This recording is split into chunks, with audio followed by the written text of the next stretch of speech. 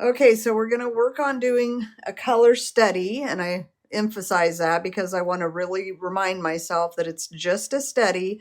I'm not, my goal isn't to do a finished piece. It's just to get an idea of the colors and the value pattern and just do a quick study on that. So I decided to tear out the page that I didn't want to tear out, but I thought it would be better to work from the value study I did in the last video. So I'm starting with my Versatile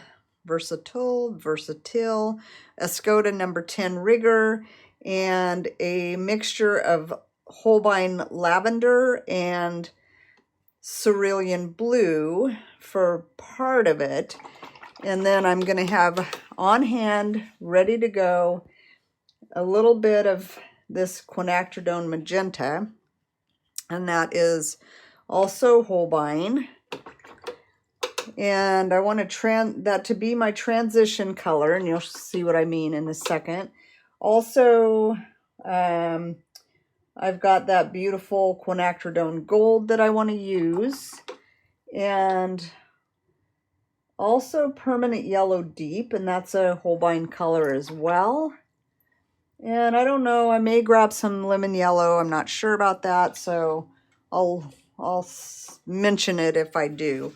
So let's get started laying in the sky. And I just put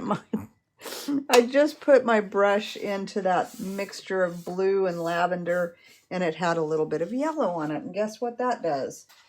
It turns it greenish. So I don't want green in my sky.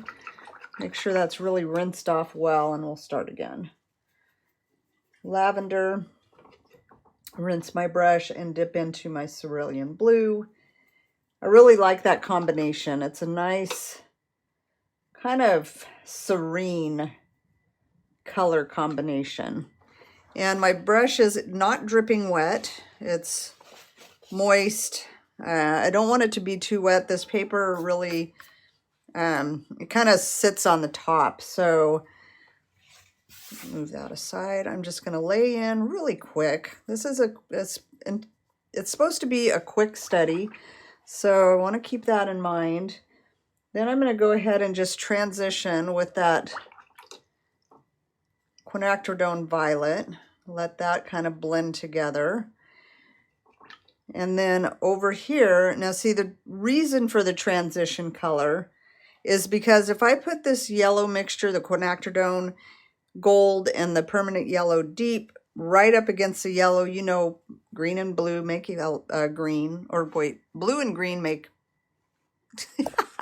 blue and yellow make green.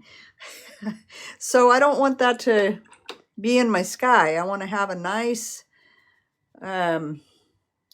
golden color and a nice pink color and a very subtle blue up at the top of that.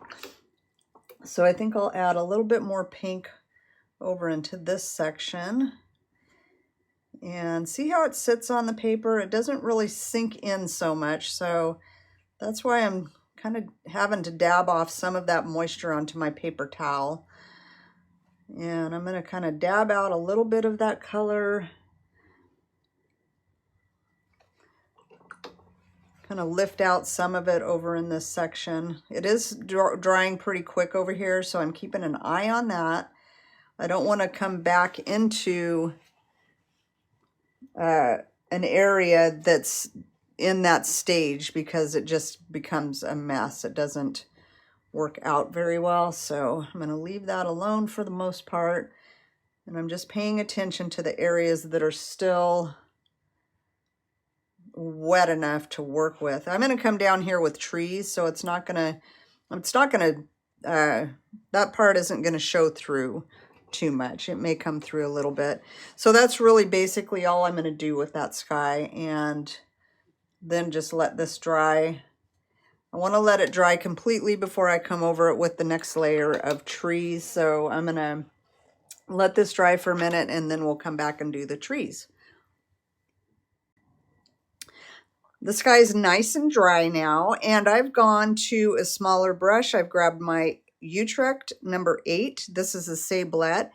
And I wanted to go with a synthetic brush that didn't hold as much water as that Versatile Escoda, because I'm getting a little bit thicker with my paint. I don't want as much water in the mixture, so a synthetic brush doesn't hold as much, although these are really nice. They do release the paint and water very nicely. They just don't get super drippy, and that way I can control this next layer a little bit more. Anyway, I'm going to go ahead and spin my palette around and go to my yellow section with my reds and oranges, and I've got some beautiful bright greens in there. I'm going to be going into my green gold. That's a Winsor and Newton color, and I think I'll go ahead and stay with the quinacridone gold, and let's get started doing these trees. I'm going to try to be following the value plan that I have here. So I'm going to start on my left and do some lighter value trees so it looks like the sun's hitting them. And then coming across, I'll get darker as I go over that direction. So I'm really just going to start with the bright quinacridone gold and permanent yellow deep. I want to add a little bit of burnt orange to that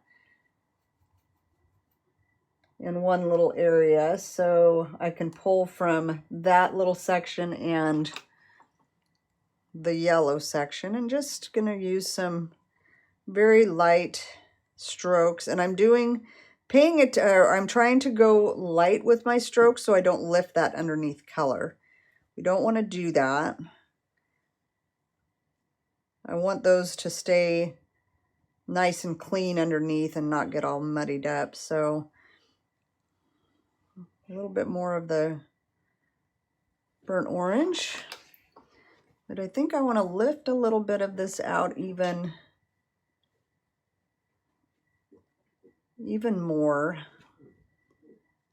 and just kind of give the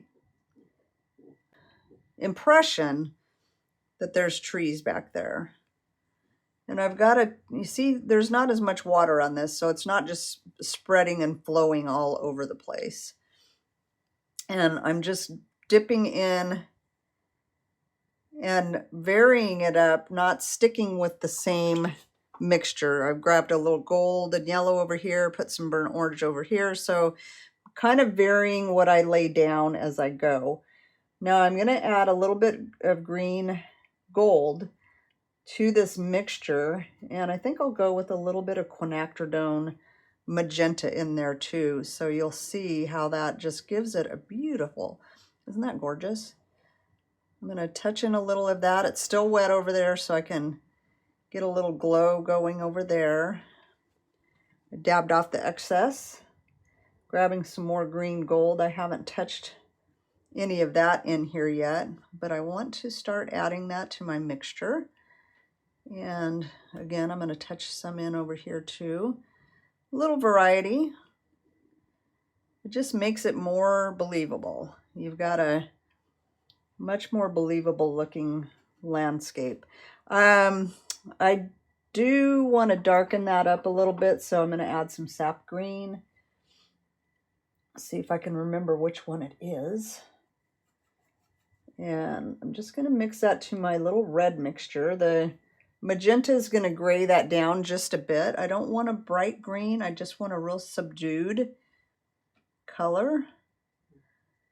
So I'm going to also touch in a little of that down here. Get some shadowy areas down at the base of those trees. And the tree line is defining the roof of that barn. I rinsed my brush off, soaked up the excess on my paper towel, and then I'm just spreading out the paint that's already on my paper. Steady, steady, steady. Grabbing a little bit more of that magenta, a little bit more of the quin gold, and touching that in here and there, like a little of that at the top of those trees. It's one of the things that I noticed about this area when I thought, oh, I think I want to paint that, is the tall evergreen trees in the area. When the sun hits them at sunset, they turn this beautiful orange on the branches that are facing the sunset, and that's really pretty. So I think that's all I want to do in that area. Maybe add just a touch more dark over here and at the base, and then we're going to let this little layer dry.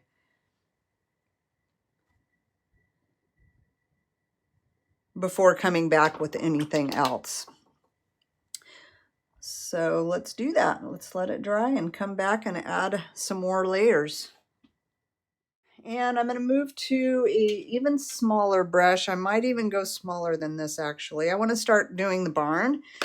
But first, a little of that tree line seeped into my barn roof area. But I'm glad it did that because it gives me a chance to show you how easily this paper lifts. So I've got a clean, stiff bristle brush, just dampened it, dabbed off the excess, and then I really can almost bring this paper back to the white that it is. Just like pretty dang close. And it's not a big deal in this because it's a study, but I wanted to show you that. Some paper lifts easier than others, so it's kind of nice to know what your paper is going to do. And so this one lifts super easily.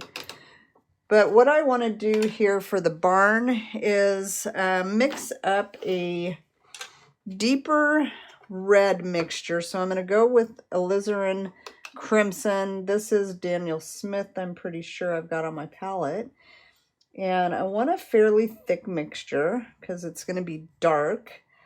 And I want it to be dark. So red in and of itself isn't going to be a dark enough shadowy area, in my opinion, for this painting. So I want to add a couple of other colors to my alizarin. I think I'll go with burnt umber.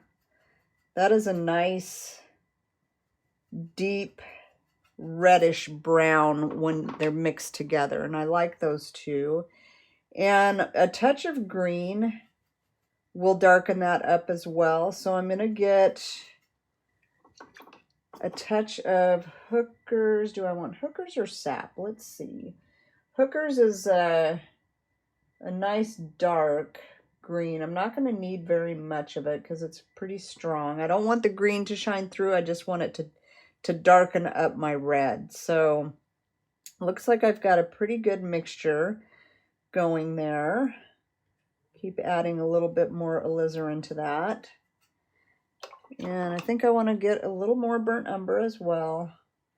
This is where you just kind of have to play with your paint colors, and until you're happy with the color, just keep adding colors to it. I do have to say it is kind of easy to get muddy mixtures when you're adding too many colors together, so just be aware of that, I guess. So I'm just going to go ahead and put this on the shadow side. That's a pretty thick mixture. That is like not running on my palette, so it's like a creamy mixture. I think I want it a little bit redder than that actually, so I'm going to just put more alizarin in there and then keep moving along. And coming right down to the bottom of my barn. And what I want to do, I want that edge at the bottom to be soft, so I'm thinking when it gets a little bit drier to start putting some of my grass colors in there. But first of all, I'm going to go with the smaller number 2 long round Princeton Velvet Touch, because I want to connect the dark here with the dark under the eave so they blend together. And I'm looking at the tip of my brush to make sure I don't have too much on there. And I did, so I dabbed a little bit off. I'm going to come right across there. And I want to connect those windows as well, so I'm going to get a little bit more of the Hooker's green off to the side, and hope you can see that. While this is still wet here, I'm going to make the connection, make these windows come down off of that shadow under the eave so they melt together. And then I think I'll add just a touch more of the mixture of the barn color. I could lighten up this, do this side with a light version of that red, but I think I just want to see the pop. I want to see the values pop. So up here, I'm just going to add my little square for my window and the shadow side of that dormer.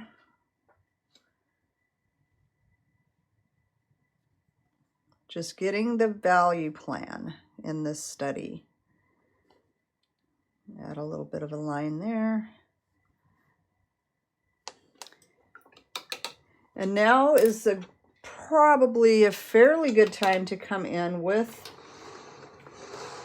some of my grassy area. And what I want to do is, I think I'll do some of this sap green mixture that I used up in here. I'm wanting this to be a little bit on the green side, on the bright side, with some shadows kind of maybe up into that shadowy, like the barn has got a shadow coming into that grass. So I'm just kind of pulling some of that down in.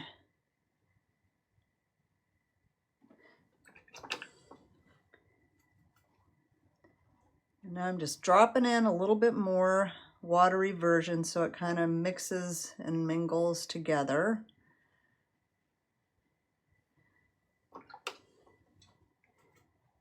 And remembering my angles that I was wanting to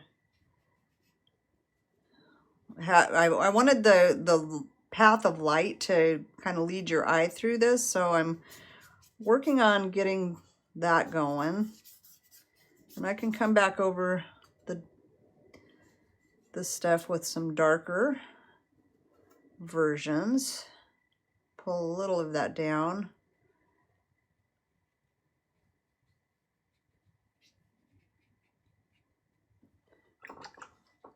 And then I'm going to keep it light over here.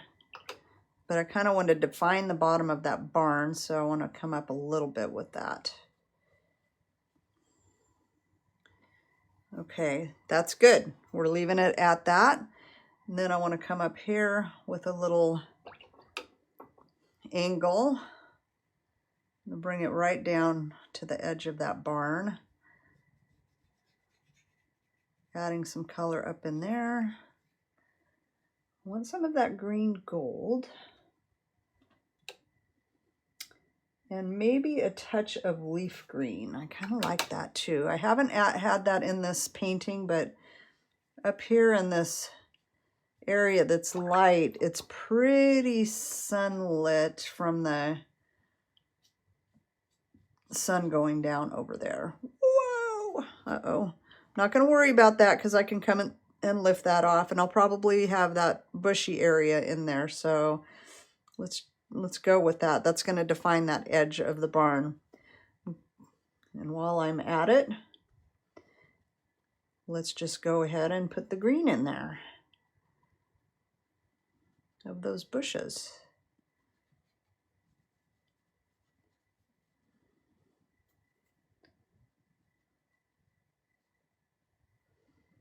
Okay.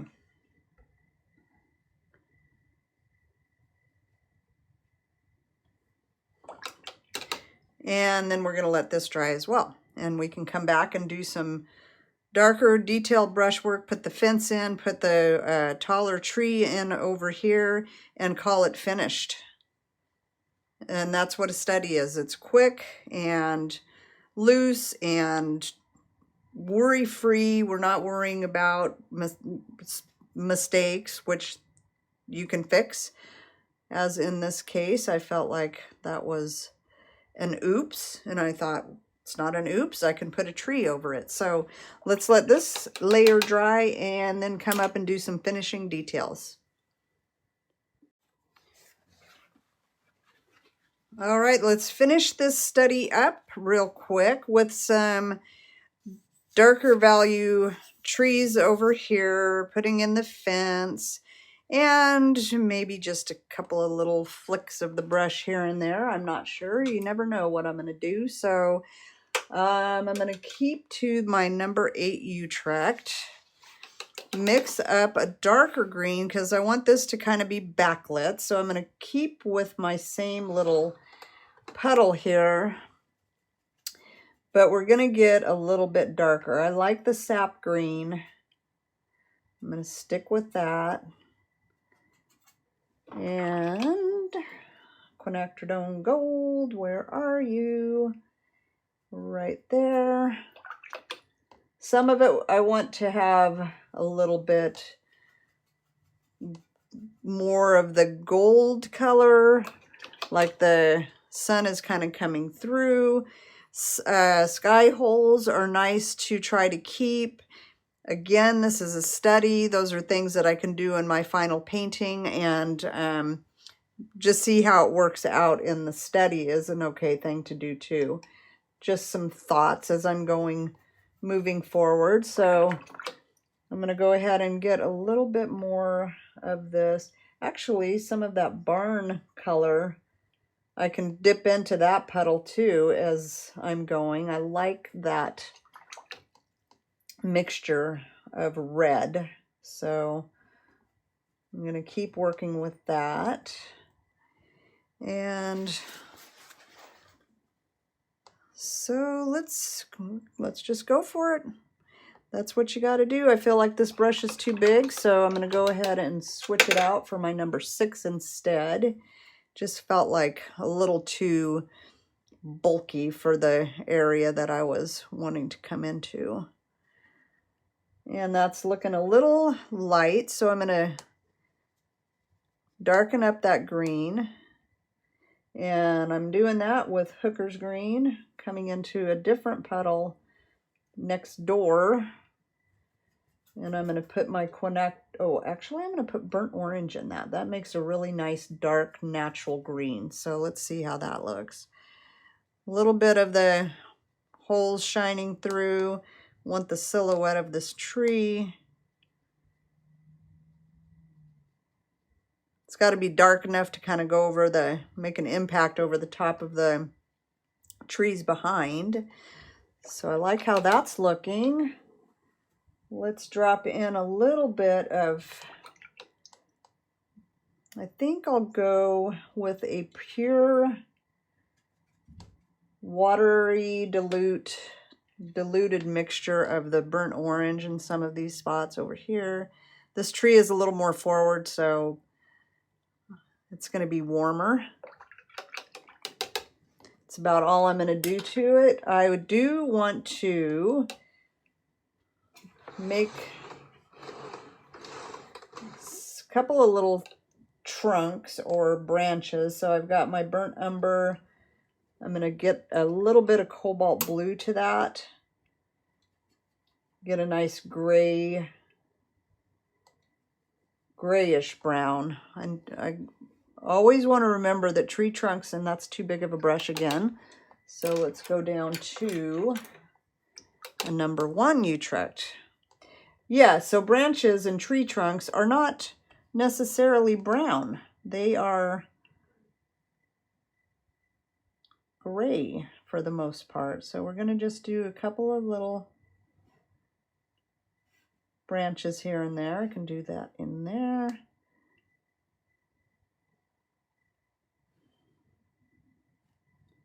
It's just fun, just a fun little extra. Keeping to that same burnt umber and cobalt blue mixture, I'm going to use that for my fence.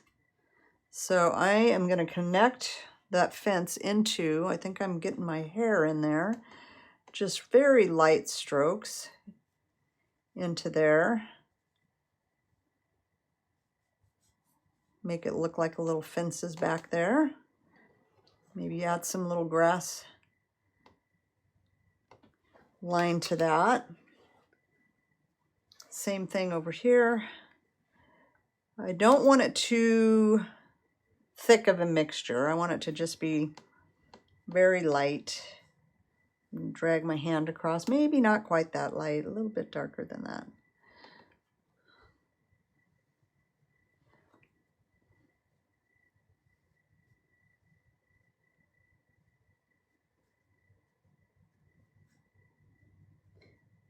We've got a couple of tall posts over here.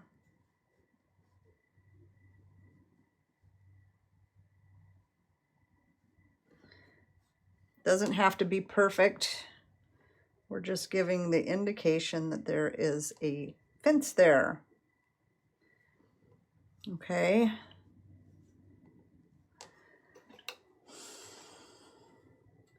Now I can do the same with a little bit of grass down here, kind of anchors that fence and makes it look like it's not floating. Some maybe against this barn. Very quick strokes. And one more thing I thought would be nice to do would be, this is facing the sun more, but this is facing the sky. So I'm going to get a very, very diluted sky color, that lavender and cerulean. And that makes it kind of have that look that it's facing the sky. The sky is going to be the color of that upper part of the roof. So that's pretty much it. That's a study. We're not going to go any further with this. I like a couple of these things. I'm going to lift out a little bit of that water so it dries faster, but just keeping with that value plan pretty much, trying to give the impact of the light hitting that barn and the sunset scene that I was going for, and I'm pretty happy with the way this turned out. So hope you guys get out your paints and get out some reference photos and start working on value studies and going to a color study and eventually to a finished piece. Remember, you grow as you go. You don't grow unless you get those brushes out and practice. So get your brushes out and start painting. Till next time, thanks for watching.